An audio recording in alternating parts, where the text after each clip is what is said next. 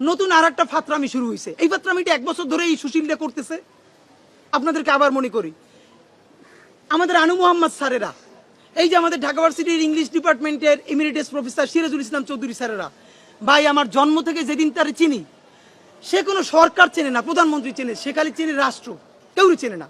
রাষ্ট্র খারাপ, রাষ্ট্র এইটা করছে, রাষ্ট্র এইটা করছে। তার সমস্ত শিষ্যরা হাসিনা যখন গুম করে, খুন করে, হত্যা করে, ধর্ষণ করে, দিনের ভোট রাত্রে করে, এমন কোন জঘন্য হত্যাকাণ্ড নাই করে না, ভারতের সেবাদাসগিরি করে, তাবেদারি করে, একদিনও বলে না এটা হাসিনা করে, এইটা আওয়ামী লীগ করে। কে করে? রাষ্ট্র।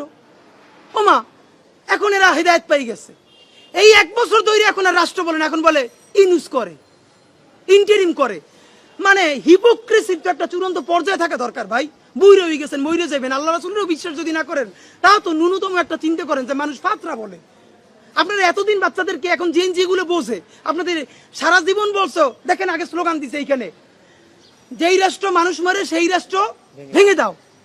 এখন আর রাষ্ট্র ভাঙতে বলে না, এখন বলে ইন্টারিম ভেঙে দাও। কেন ইন্টারিমের প্রতি তোরা তো জ্বালা কেন? তুই আগেও কইছো রাষ্ট্র ভাঙতে, এখনো কবি রাষ্ট্র ভাঙতে।